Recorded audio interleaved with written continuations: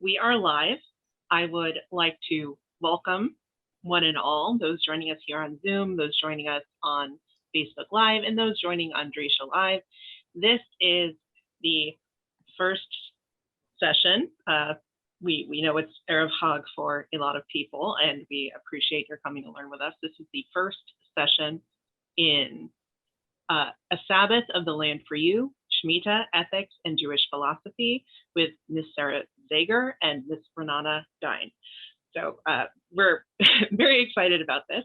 I'm going to give a brief introduction to the class, a brief introduction to our teachers, and a little housekeeping, and then we'll get on with it.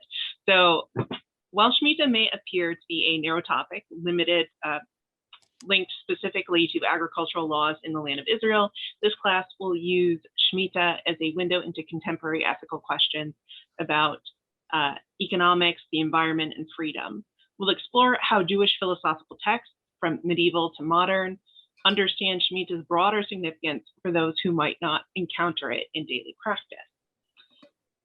Sarah Zager, Miss Sarah Zager, words are difficult for me. Please, I enjoy everyone's forbearance all the time. Sarah Zager is a doctoral candidate in religious studies and philosophy at Yale University, where her research focuses on the influence of Judaism and Christianity on moral philosophy. Originally from Albuquerque, New Mexico, Sarah earned an MA in religion from the University of Chicago Divinity School and a BA from Williams College. She was awarded the Leo Back Fellowship for the study of German Jewry and was a David Hartman Center Fellow at the Shalom Hartman Institute of North America. She has also learned at Yeshivat Hadar. She has written for the Lehrhaus, Jew School, the Journal of Jewish Ethics, and Nashim. Ms. Ranana Dine is a doctoral student at University of Chicago Divinity School, where she specializes in religious ethics. She is the managing editor of Images, a journal of Jewish art and visual culture, and a research assistant at the McLean Center for Clinical Medical Ethics. She is a proud alumna of Drisha High School and college programs. So, as always, I would like to encourage those of you who are joining us on Zoom, if you would at all be interested in turning on your camera so that we can look around and see the faces of the other people in our classroom, it's very much appreciated. But if you are not meaning to talk, to verbalize a question when it's invited or share a comment, which are always welcome to do using the chat feature, please do keep your microphone off. Life happens in the background. We don't always necessarily want to share it with everyone this is being broadcast to. Those of you joining us on Facebook, feel free to put questions and comments in the comment section below the video, and I'll bring them over here. And to those joining us on Drisha Live, again, we know you're there, and we're glad that you are. Without further ado, Ms. Zager, Ms. Dine, the floor is yours. Thank you, Noah, for that lovely introduction. I feel a little remiss in not reporting that Ranana is also an alumna of Williams College. So we go back a long way, Ranana and I, crossing institutions, and we're really excited to share this course with you, which I think will be a kind of we'll both be bringing texts from our different expertise on Shemitah and philosophy, and hopefully give you a fun tour of a lot of the wide range of approaches that people have to this topic. And hopefully you'll have a sense of what are the ethical questions that Shemitah raises, if not a clear sense of, I don't think you'll get a clear sense of, Shemitah's ethical meaning is the following thing, but a range of what should be really interesting and fun questions. So with that, I will ask Ranana to add to the introduction and or do the screen share, and we'll go from there. All right, can everyone see that, hopefully? Yes, hold on. I can make the screen bigger. That might be. Yeah, that would be beautiful if you could make it a little larger. Wonderful. And scroll down a tiny bit. Is that even better? Yes, beautiful. Okay. People see the screen share. Is there a way to, can we promote some of the people who are attendees to being panelists, if only so we can see their faces at some Yes, stage? I am inviting people to become a panelist. If you are a panelist, that doesn't obligate you to do anything. It just lets you into the room and you have the option to share your camera or not. So keep that in mind. I'm going to, keep sending out invitations, and if you keep declining them, I'll get the picture eventually. Yeah, great. That just allows us to see everybody's smiling face, which we really want to do. Okay, so with that, I think we'll get started. I'm the kind of person who begins all shirim with a quote from the Rambam. So in character, not only in character, I want to start with the Rambam's explanation for what he thinks Shemitah is about. And I think the main thing I want you to get out of this text is the range of answers he gives to this question. This comes in a part of the Guide for the Perplexed where the Rambam is really giving a list of all the different kind of groups of mitzvot and what he thinks their purpose is.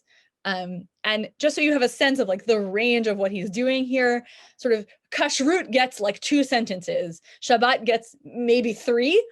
And so here's Shemitah. So this feels a little bit of a departure from kind of the form of what he's doing. So he says the following thing: with regard to all the commandments that we have enumerated in laws concerning sabbatical year and the Jubilee, some of them are meant to lead to pity and help for all men, as the text has it, that the poor of thy people may eat, what they leave the beasts of the field shall eat, and so on, are meant to make the earth more fertile and stronger through letting it lie fallow. Others are meant to lead to benevolence towards slaves and poor people. I refer to the remission of debts and freeing of slaves. Others consider what is useful from a permanent point of view in providing for a living, through turning the whole land into an inalienable possession that cannot be sold in an absolute fashion, and the land shall not be sold in perpetuity. Consequently, a man's property remains, as far as the landed property itself is concerned, reserved for him and his children, and he can only exploit its produce. So lots just gone on in the kind of tricky English of the guide translations. But what's happened here is he's given you a few different reasons or important things that go on with Shemitah and Yovel. The first is some sort of sense of pity or mercy, I think is probably a better translation of to everyone. And then some sort of, let's say, environmental set of questions, that the earth will be better off if we let it lie fallow. Another set of benevolence to the slaves and to poor people. And then finally, some sort of sense that we are better off in an economic system where you can't own land forever. So a lot's gone on in what the Rambam has said here. And I think over the course of this class, we're really going to spend some time exploring each of these different approaches and questions. And I don't think we'll end up with as clear a picture as the Rambam has given you of like what the issues are. But it's a good kind of initial set of questions to think about as we jump in here. Anyone have just questions or comments about the Rambam before we move on? Yeah, I just want to say also that if anyone has questions or comments, please put them in the chat. Please jump in when we ask for them. This will be better for being participatory. Yeah, we want to hear from you and not just speak into the void. I mean, Sarah and I can talk to each other, and we really enjoy doing that. But we love to have this is a place where we want other people to come and talk with us. Okay, if the Rambam doesn't inspire strong reactions, which I think in a lot of ways this passage is not totally meant to do, we will jump into learning the psukim that are the grounding of this mitzvah. Yeah, so I'm gonna have us look at the pasukim. I think one interesting to think about now that we've opened with this piece from the Rambam is how much do you see what the Rambam's talking about being reflected in the actual biblical passages? What does each part of the Tanakh that we're going to bring kind of add to this picture of what Shemitah is, and is the Rambam's picture thus sort of an accurate one, at least to the biblical verses? As Sarah mentioned, I also attended Williams, which is not exactly a place known for its as a center of Torah learning. That we're trying to make it, but actually these this section from Vayikra I'm about to read and ask for your opinions on is sort of near to my heart because of an experience at Williams, which was that I actually taught, I was tutoring for bar and bat mitzvahs, and I think there might have been 2 kids who I tutored in this small town in Western Massachusetts who had this portion as what they were reading for their bar and bat mitzvahs. And they weren't actually, this was a like Reform congregation, they weren't going to be leaning with Trump. They would just need to like learn how to pronounce the words and to say them with some kind of meaning. And so I practiced with them over and over and over again these lines and like have a very set idea of what they sound like in my head. So I'm glad to get to share them with all of you now. All right, so this is Leviticus 25, 1-10. I'm going to read in the Hebrew, but please follow along in the English. And I apologize if anything didn't copy over 100% correctly. Vaydaber Adonai el Moshe b'har Sinai lemor, daber el bnei Yisrael v'amart alehem, ki tavou el haaretz asher ani noten lachem, v'shavta haaretz Shabbat l'Adonai. 6 shanim tizra sadecha, v'shesh shanim tizmor karmecha, v'asafta et tivuata. Uvashana hashvi'it, Shabbat Shabbaton yeh la'aretz, Shabbat l'Adonai, sadcha lo tizra, v'karmecha lo tizmor. Et sefiach ketzircha, lo tiksor, vet invei nizarecha lo tiksor, shnat Shabbaton yeh la'aretz. Vayita Shabbat ha'aretz lachem, la'achla lecha u'le'avdecha, v'la'amatecha, v'le'tzircha u'letoshavcha hagarim imach. V'limhemtecha v'lchaya asher ba'atzecha tiyeh l'tuvarta le'achol. V'safarta lechas sheva tot shanim, sheva shanim, sheva pa'amim, v'ayu lecha yemei sheva shabbatot shanim, tesha v'arba'im shana. V'avarta shofar shura, v'chodesh hashvi'i, be'asur l'chodesh, b'yom ha'kippurim ta'aviru shofar la'artzachem. V'kidashtem et shnat ha'chamishim shana, ukratem shur ba'aretz lecha l'shosher yovel, hitiyeh lachem, v'shavtem ish el achuzato, v'ish el mishpachto tashuvu. So that was a lot of verses all at once. So there's a lot there. But I think what we want to ask or to see if you have any impressions of what is sort of the vision of the Shemitah year, and we get a little bit also of the Yovel year, the Jubilee year. What is the vision that is appearing in these lines? What does this year seem to be about? Another way to phrase that question is if you imagine yourself in the shoes of the Rambam wanting to write like 2 sentences about what the importance of this is, just having this text alone, what would you answer? And we can't see everybody who's in the class, so I think if you it's a pretty small group, so the best way to do that is at the bottom of your screen, there's a little picture of a hand and it says raise hand. And if you press that, then we will jump to the top of our little queue. Yeah. I think also probably you can unmute if you want because it's pretty you can also, it's a small group. You can unmute and just jump in if you. All right. Well, I can give us a little bit of a head start. Ranana, if you'd scroll up just a touch.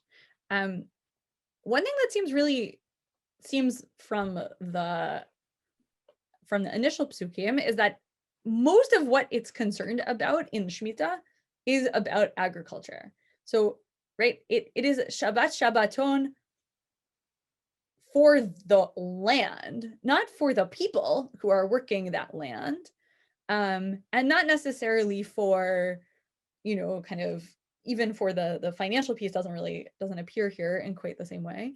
Not to spoil the ending for anyone, but it doesn't seem like what's driving this conversation is necessarily some picture of some sort of social picture, so much as it's an agricultural one, right? So the land needs rest, and you need, and your animals can eat the stuff, but you should. Harvey, hand, go ahead. Yeah.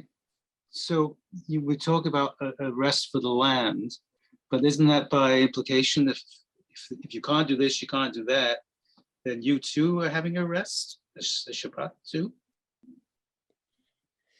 You may. So I think one good way to think about this is like, if you're gonna not, suppose that you live in a society where you actually have to produce all your food, right? So not the society that you and I reside in, right? I don't produce any substantial amount of food for myself, I buy it, right? Okay, but if you imagine yourself sort of dependent on your agricultural environment, if you suppose you don't want to harvest for a year, you don't have access to refrigeration. So now you've got to eat something in that year. That process actually is potentially as or more labor intensive than your regular farming activity. Certainly it's going to be kind of differently labor intensive. So yeah, it's definitely true that, right, I'm not going to go out and plow my field in the same way I normally do. But it might also be that I have to do a lot of other kind of preparatory work. It's going to create a lot of anxiety. I mean, it's in this day and age, if we said you had to stock up on food and because you don't have access to produce or to grow, we have mechanisms to people don't starve. But this would seem to create a lot of anxiety and tension for people. Oh, because you're right, you don't have refrigeration. It's not, it's there's a bit of a tension there that's created. Yeah, so this is, I think, the anxiety of the kind of anticipation of Shemitah is something we're going to talk about throughout this class. And I think it's a really important point that, yeah, you might just be afraid of what's going to happen to you.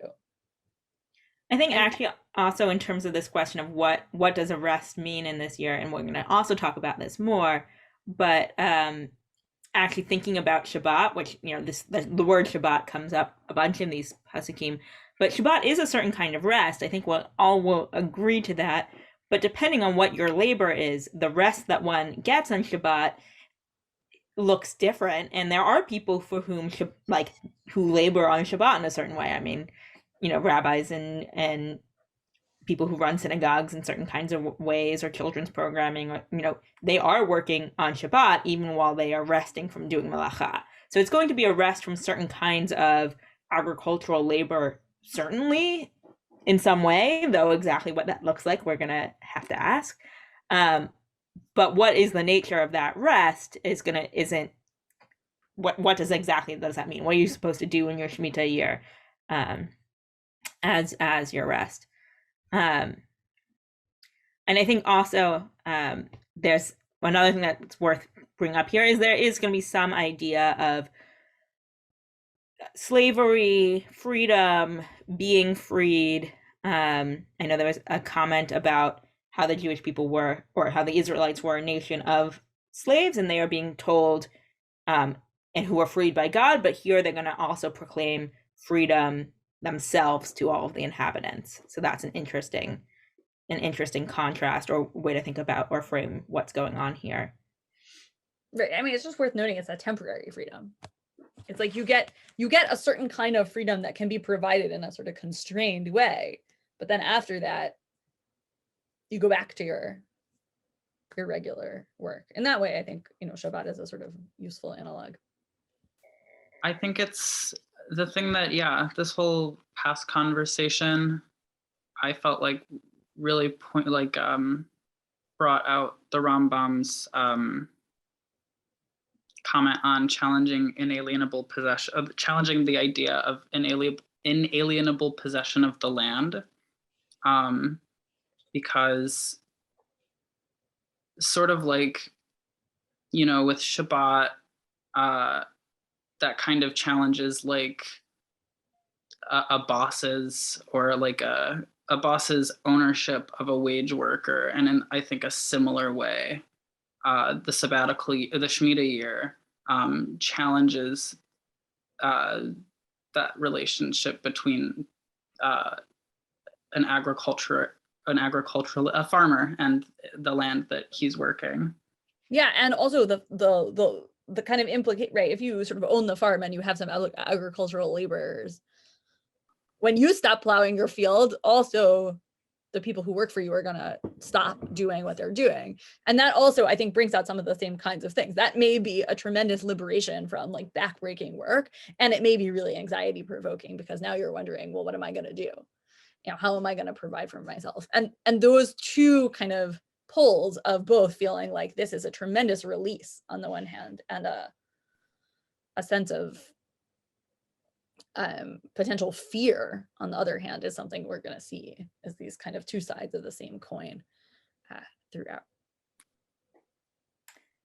I think we should move on to the sections from Deuteronomy, oh wait, I see a raised hand. Let's answer that first.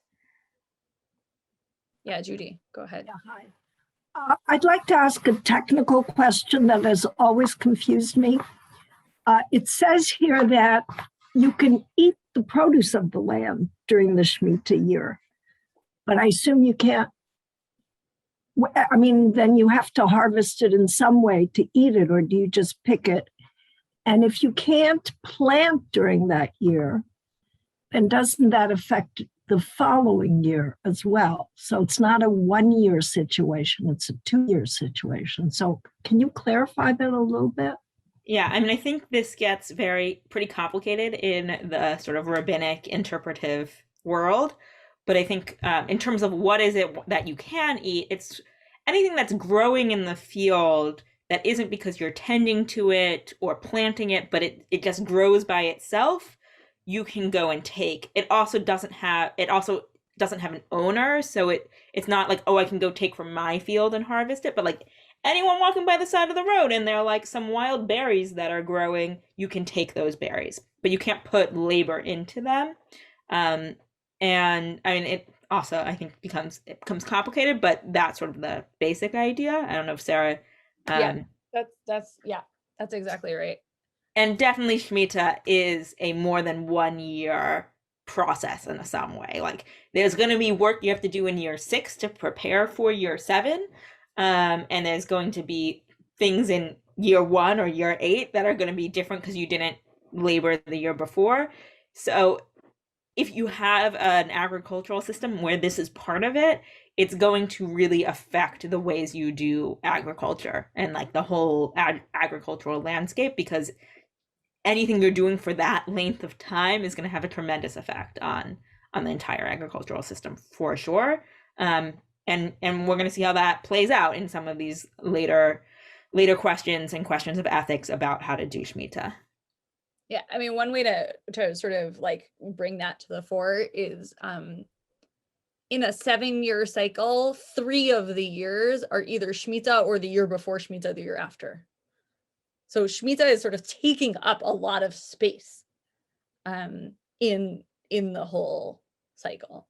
So yeah, it's not just 1 year. You're totally right. And the same way, like I think if for those of you who have whatever your Shabbat looks like, there's a kind of preparatory period before Shabbat, and there's often a kind of like period after Shabbat that is shaped by it having just been Shabbat right beforehand, whether that's kind of a nice Malava Malka or like never being where your phone is because you went somewhere else, or all of those kinds of just like lived realities. I think we're gonna play with the Shemitah Shabbat analogy a little bit in I think 2 weeks, but it's nonetheless the case that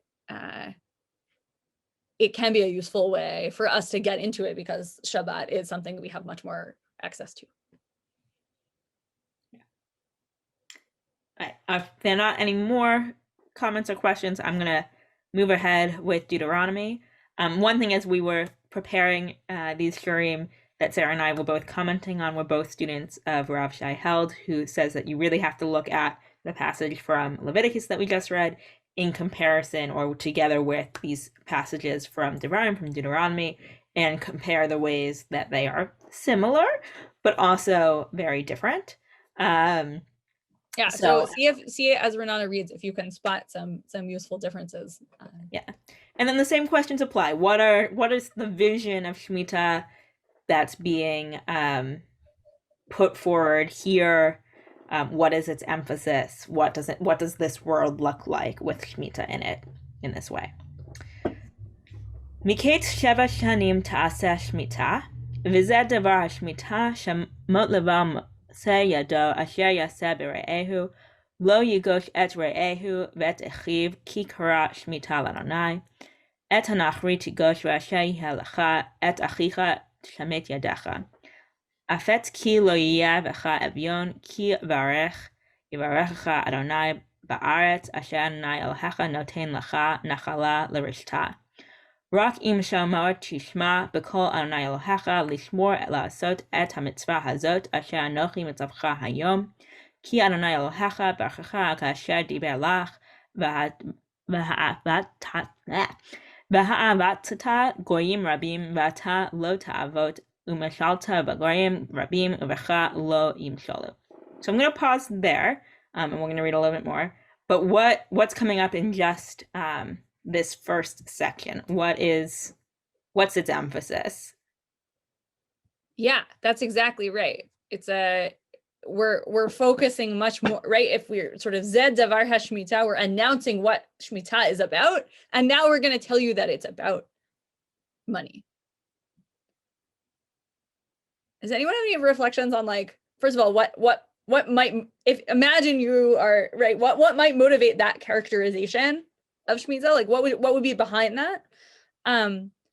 But also, what actually is the economic picture that's being described here? What's important about, like, what is it trying to suggest that how we should arrange things? Harvey.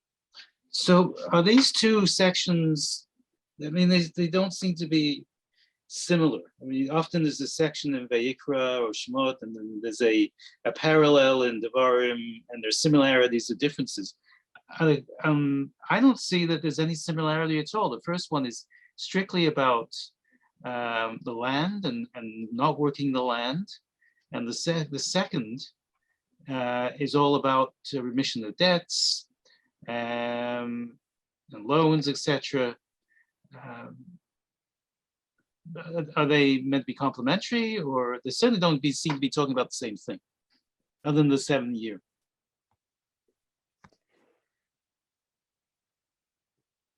I think they are parallel in the sense that this is a description of what goes on in the 7th year, but you're totally right to see that there are different kinds of things.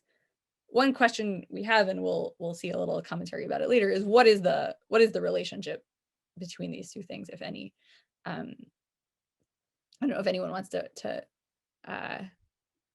prognosticate about that, but there might be some options for thinking about that. I see Seamus has a hand up. Yeah, my initial observation wasn't actually about the difference between, like, the monetary and agricultural Shemitah, but it was about the Vayikra passage seemed to be more focused on the land, whereas the Devarim passage seemed to be more focused on social relations. And to me, the movement from agriculture to the economy is actually really obvious. That is kind of rude. Oopsie, I didn't mean to. But to me, it just seems like, you sell produce for money. I guess maybe, like, the specifics of, not harvesting and connecting that to the specifics of remission of debt, I can see how that might, like, there's some crunchiness to that, but from, like, the broad strokes of it seem really very intuitive to me, only because the agricultural conditions of a nation are largely going to dictate its economy. Right, like, it might just be that and you see this in the kind of rabbinic idiom about it, where, right, so they talk about, if you sell Shemitah produce, that's something that can disqualify you from being allowed to serve as a witness in a legal case.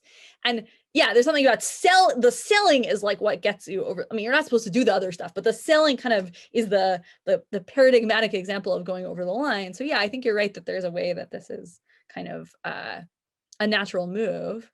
I do want to just point out there's one place where the land stuff does come in, right? Which is that you don't, right?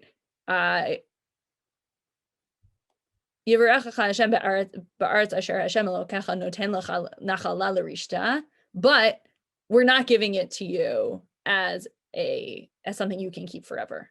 So that piece is still there, even at the sort of ownership piece, even if the other The other aspect is not. I also think that, at least when I think of like ancient Israelite economy, I very much think about agriculture, and the idea of like a lending financial economy seems to me very, very modern, or not probably what most people were concerned with.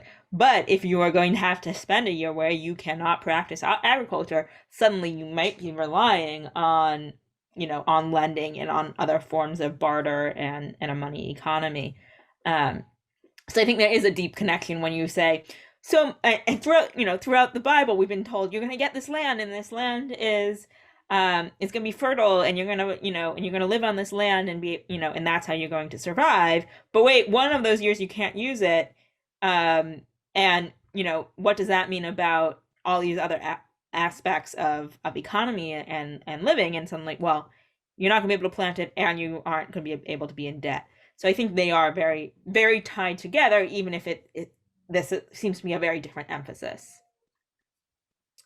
Judy? I had two thoughts. One is that this also brings in your relationship to other nations, that you shall be lenders and not borrowers, which expands the whole concept in terms of international relations. And it seemed to me like perhaps it could be that the Vayikra piece was more projecting. It starts out with when you get to the land, and it's kind of conceptual. And this feels a little bit like, oh, now that we've experienced it, these are the issues that come up. And in fact, I think the rabbis discuss the need for prosbul and so on, because it becomes this conceptually beautiful approach, practically speaking, sort of creates all kinds of economic issues we have to deal with. So you're jumping the gun. So good.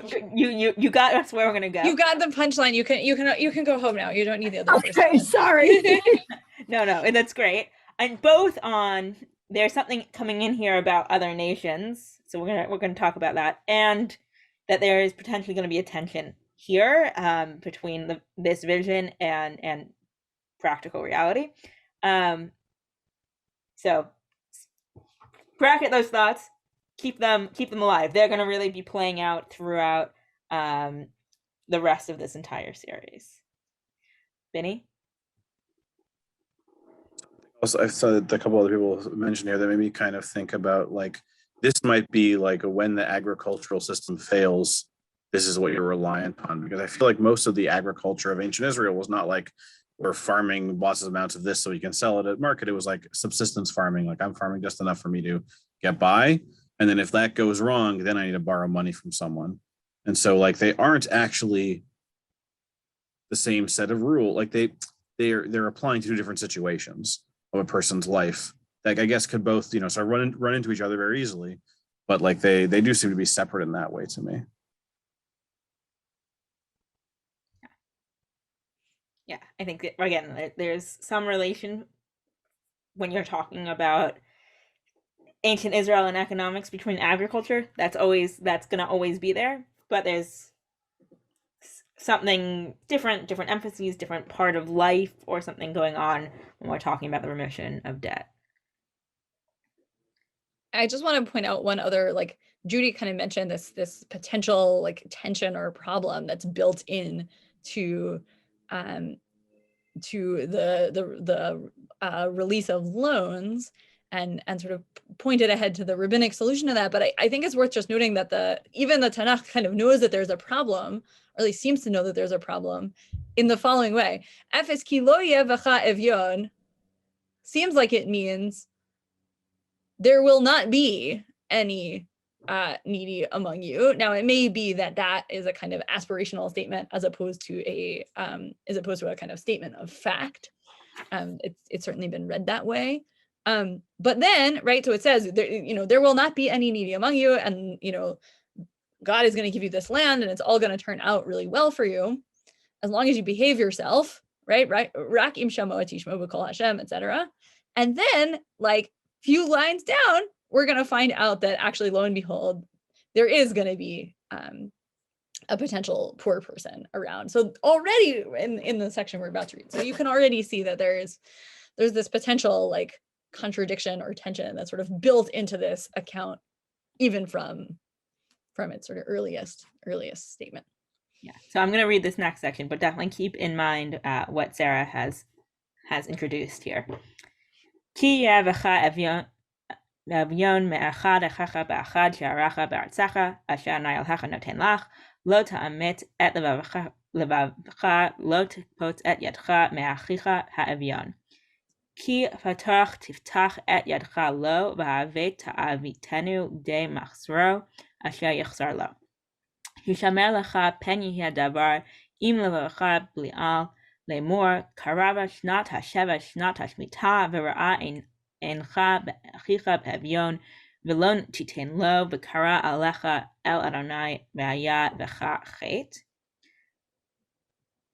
Naton titen lo v'lo yera levavcha b'tcha lo ki biglalo hadavar hazeh yirachanai Elohecha b'ma'asecha uv'chol mishalach yadecha. Ki lo yachtal avion mikerav haaretz al ken anochi mitzavcha lemor patach tiftach et yadcha la'achicha la'aniyecha le'avioncha ba'artzecha. So I'm going to stop there and kind of ask again some of the same questions. What's the vision of Shemitah here? How is this different than the ones we've seen previously? We did bring a little bit more of the discussion of Yovel and various things on this source sheet, but the truth is this discussion in Devarim goes on for quite a while. So if you are interested, I would recommend going and looking it up yourself, because we unfortunately do not have time to look at it all and want to move on to our sort of more modern sources about ethics. So we're gonna discuss this and then move on. But what are we seeing here? What's the emphasis about what Shemitah is going to be in these couple of pasukim?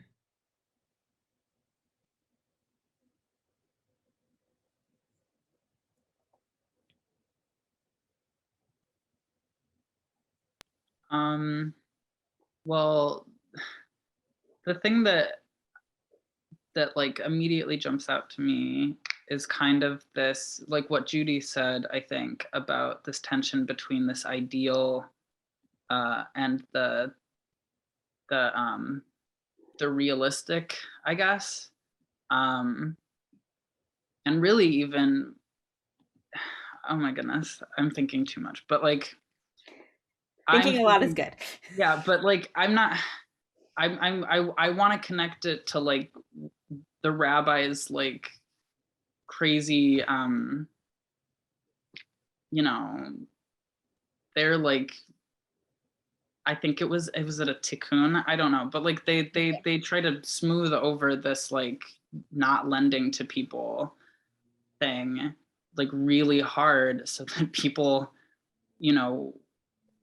would continue to like engage in the economy. And to me that kind of tension between like, the Torah, it says in this ideal way, like, oh, everyone has to act out of the goodness of their heart towards the needy, versus like the realistic of like, well, people are not doing that. And sort of this same tension too of like, that's like constantly present in Jewish history of people, of like the presence, the like omnipresence even of halakhah, and people just not following it. Yeah, I mean, I think what this bit does is like the first part of Deuteronomy we read is this idealistic maybe vision of a world without needy people, right? That somehow this set of laws, this set of concerns is going to eliminate poverty. And here we're like, yes, we're trying to do that, but we know human nature and you're going to not want to lend to people, but you have to do it anyways. So there's a little bit of a step back to account for that the fact that this might be hard to do. Yeah, and I think that it's interesting that is even present here in Torah before the rabbis even do it. So. Yeah, and I think just to like sharpen that point a little, like you don't see a sort of like well, you might find yourself really, really wanting to like actually, cook a kid in its mother's milk, but you should just remember that actually you're not supposed to do that, right? That's not how the Torah generally talks, but here it does. And I think we'll see some sort of modern interpretation that points in this direction, but there's something about like, maybe something particular about economic and social relationships where one sort of greed could kind of take over you. I'm not sure how different that is from some other areas of halakhah, where also there's like really kind of deep physical, material like desires become really important. But there is this, there's Devarim is already in your head here, right? It's already thinking like, trying to understand how the person is going to attempt at least to get around this.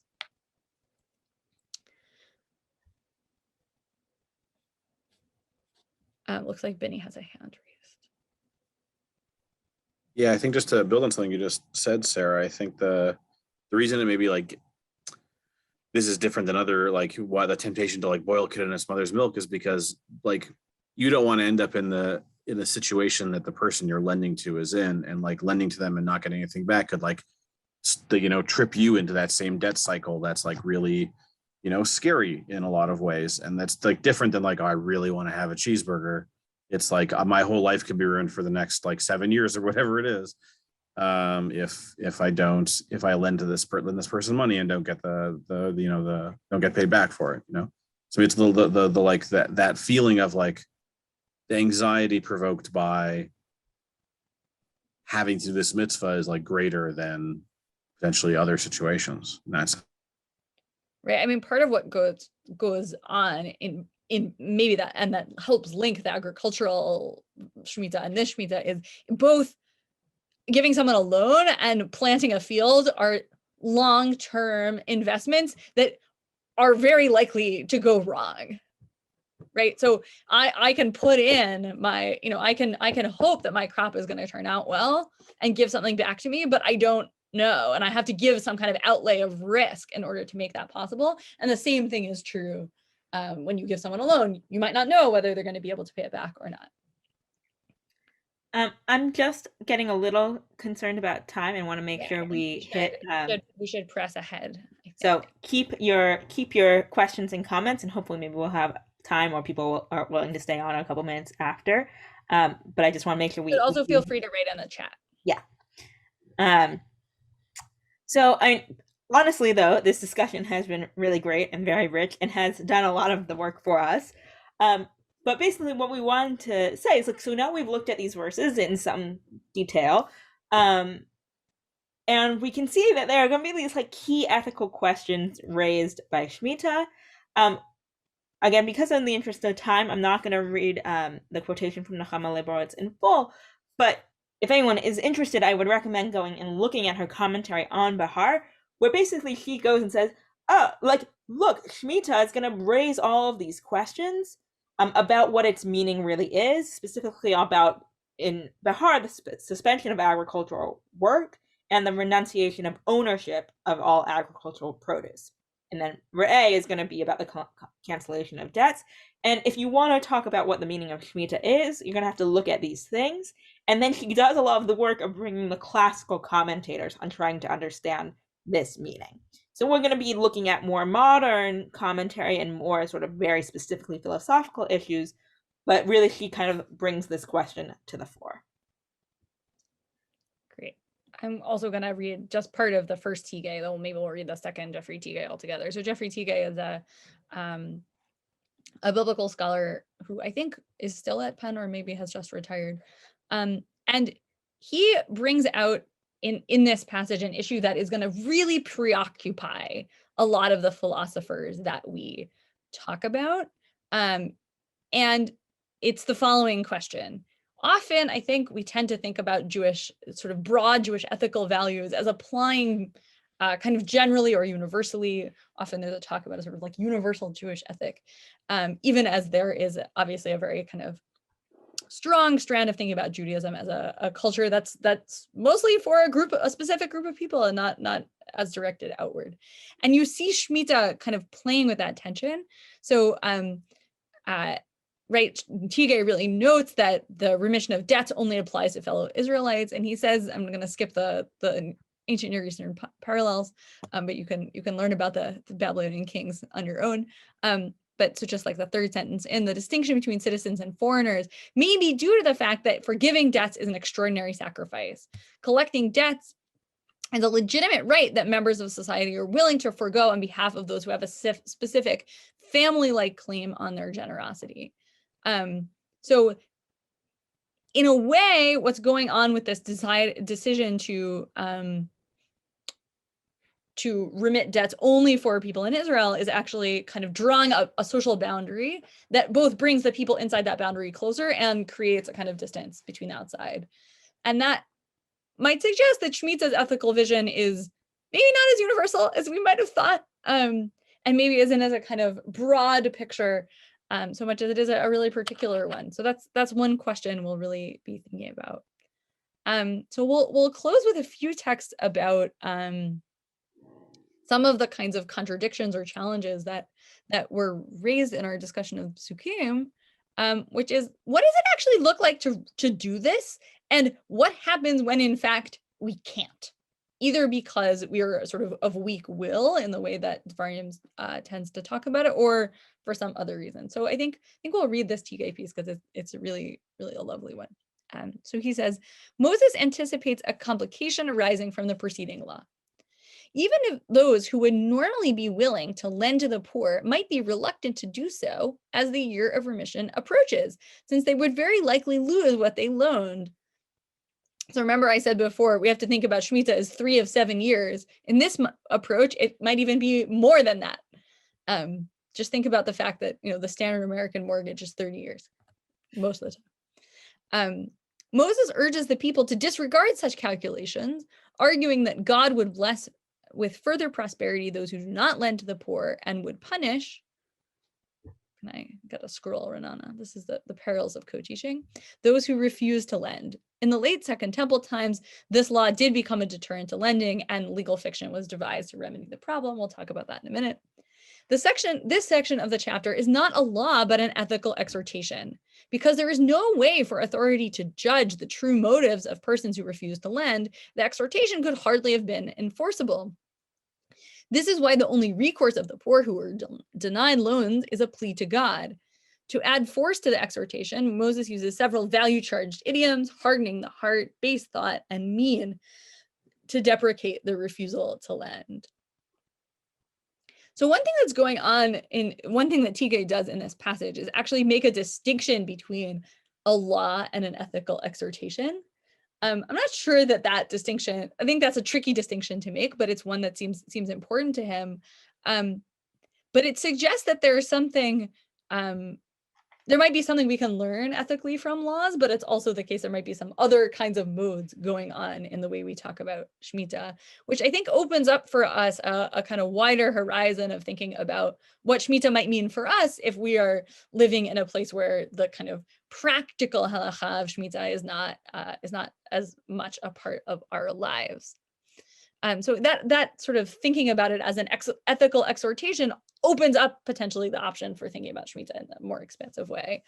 But I also think this passage really brings out in a really lovely way the sense that this is about as much about what's going on in our kind of internal life and relationship to other people as it is about the kind of what we actually do with our money, or what we actually do with our agriculture.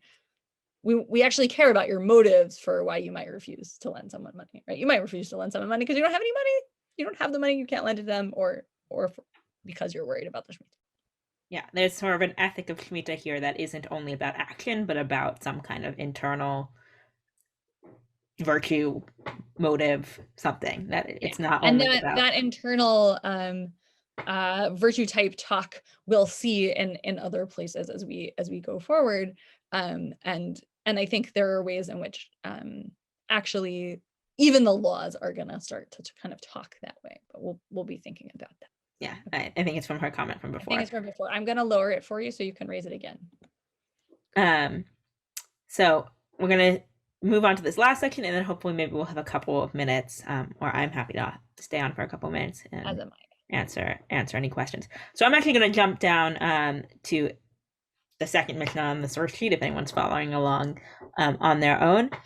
So as has been brought up, in the rabbinic period, we have the institution of this thing called prose bowl.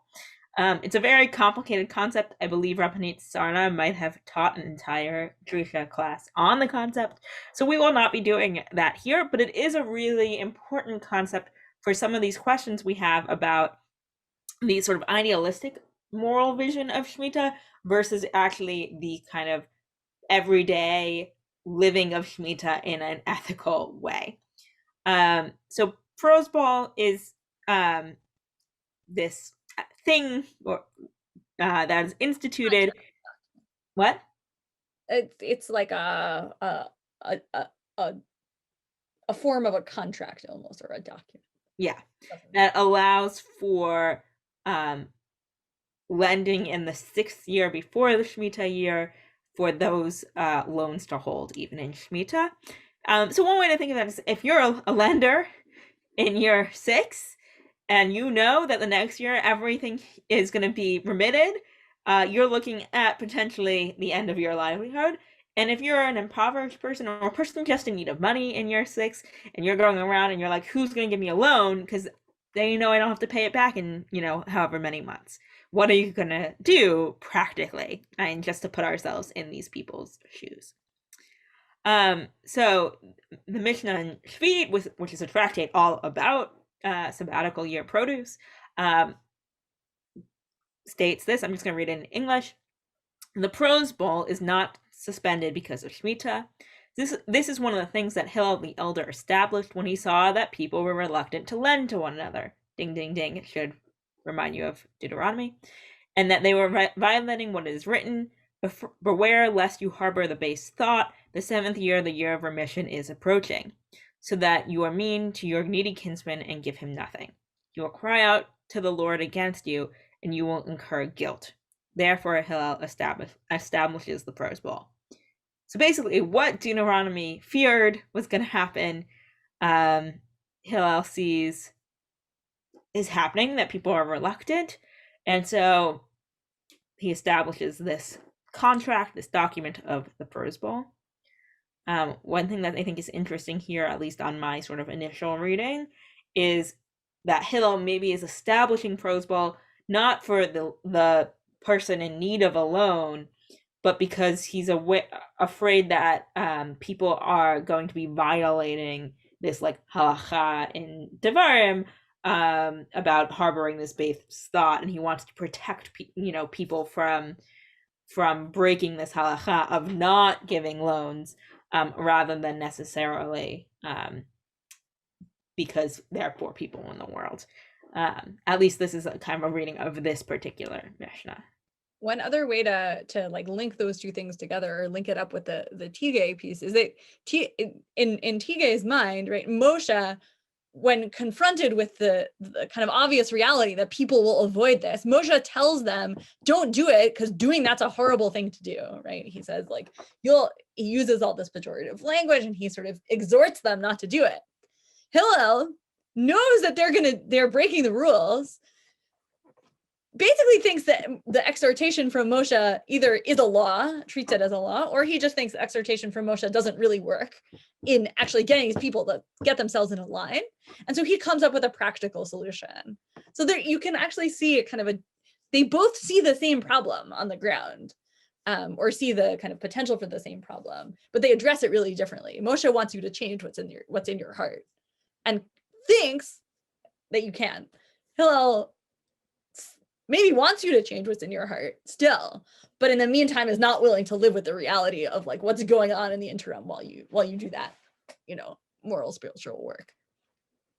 So I'm now gonna move up to this final Mishnah that brings prose bowl in, and what I want to think about with this Mishnah is what kind of ethic is happening, specifically when you see the famous term tikkun olam. And so what kind of ethic does tikkun olam seem to mean here? So this is a mission from Gittin, so it's mostly about bills of divorce, but it mentions prosbul at the very end. So a widow is not paid from the property of orphans except if she has taken an oath. So this has to do with payments for ketubah, for a marriage document. The courts were reluctant to administer the oath, and so Rabban Gamliel the elder established that she should take any vow that the orphans wanted and then collect her ketubah. And witnesses sign a get because of tikkun olam. So this is a kind of complicated legal thing, but basically we're trying to do things to make sure that a widow will be sustained after her husband died, even if it's a little bit fudging maybe some of the actual halachic details. And then it goes on, Hillel established prosbul because of tikkun olam. So same idea. So I think this brings up what is tikkun olam and what is Hillel doing that is some kind of fixing of the world, some kind of ethic, but that seems to be distinct from the vision of Shemitah. So, for me, I kind of see maybe tikkun olam here as meaning some kind of like practical halachic approach, that like we can have the idealistic vision of Shemitah, and that's all and good, and we should strive to live that out. But tikkun olam is a much more contextual and practical kind of ethic here of we can hold this vision, but the actual fixing of the world is in, signing contracts and in doing the things to make people's lives in this moment survivable, even if it's a little different than the ideal. So I don't know if anyone wants to jump in on that point or on this tension that we've been exploring. Harvey? I think you might need to unmute. There we go. Sorry about that. Do it all the time. Not unmuting. That is. So I think this prosbul or this tikkun olam is kind of, I suppose it's going to be a bit of a lead-in, because to where we go with Shemitah, because we had all these wonderful ideals that come out of Shemitah, and there's some which I'm sure we'll discuss, but then the rabbis clearly see that, well, if we want to follow that, things are not going to get messy. And in order to make the world not messy, this is what the tikkun olam is. If we let it go the way it's supposed to, we would have problems and issues, and that's why we need the prosbul and all the other takanot in order to address that, which kind of brings back to the original comment, and which is my overall always thought about Shemitah in recent years. It's a wonderful, amazing idea, but how in heaven's name do you make it actually practically possible? Yeah, I just want to draw out one little tiny bit of this Mishnah, which we might have kind of passed us by, right? The problem in the initial case with the widow is that the court doesn't want to administer it. Now, why does the court care about the court not wanting to administer the oath? I think there's also, it's a similar kind of like long-term fear of things going wrong with this case, which I think is kind of parallel to the like, I don't want to lend and I'm worried that something will go wrong down the line. You also see in other places when they discuss some of the, like in Gittin, in the Gemara, not on this Mishnah, but in the first parak, you see them worry about the signatures on a ketubah or on a get, not because we're worried about these signatures, but we're worried about what will happen down the line when someone will come and say, oh, I'm disputing the signatures now, and what if we don't have the appropriate witnesses or something like that. So all of these kinds of, I think you can kind of connect some of the tikkun olam cases where we're worried about like what's going to happen when people's long-term vision of the future gets like in the way of what needs to really,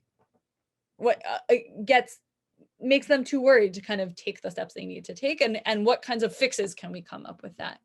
And you can see some of that play out in this piece. Judy, we'll give you the official last word. Okay. I'm just, it occurred to me that the tone of this, of Hillel established the principle, because there is, I think it's an awesome power he took upon himself. And yet it seems to be very acceptable and an assumed approach. And then we go on from there, discussing all these different aspects of a principle and how it's applied and not applied and so on. But the fact that he established it doesn't seem to make the earth quake. And that I find interesting. Yeah, I mean, I think you're right that he does this and then we go ahead with it as accepted halakhah, but there's some way in which it's discussed in these two places that makes it seem somewhat extraordinary, that he takes a step and he establishes it on his own, seemingly, and it's somehow not linked to a particular verse or have a proof text or a clear sort of interpretation of an earlier law, but something he kind of creates because he sees a need, and that it is different than the typical halakhic process. And I think that is like a significant thing to note, that like he feels a need to step in and solve a problem that the halakhah itself is creating, right? Like the biblical laws say to do this, but actually, like, in order for that to be tikkun olam, we have to do something completely different in a certain way. Right, and not only completely different, but like dafka the opposite, right? This is right. I think it's not just sort of like, oh, well, we have like a little, like, there are other places in halakhah where we have sort of like a little fix. This isn't a little fix. This is like suspending a biblical commandment. Right. In chat, Benny notes that the Gemara does take some time to discuss, like, how was he actually able to do this? Yeah, no, exactly. Like, so there is some note. Yes, I was gonna. Yeah, that's a good point. That there is some sort of worry about this, but it does. It's worth, just noting the significance of this move. Like, imagine another biblical commandment that's near and dear to your heart, and just sort of saying like, okay, well, we can make a workaround such that we can basically suspend this. And we're going to make a workaround for a different kind of principle. I hate to throw it in, but of course. I always wonder how the rabbis they have the authority to override a biblical injunction for another purpose. And there's other places in the Gemara where they also do this in other places. Yeah, I've seen other places, and it's quite a statement that they do this. Yeah. And it reflects, I think, a clarity of ethical vision about this.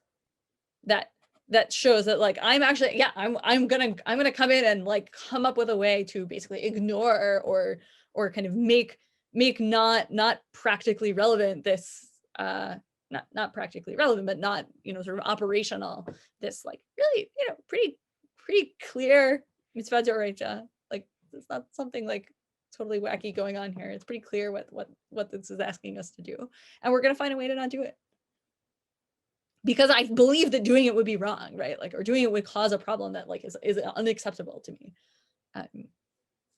That's an audacious move.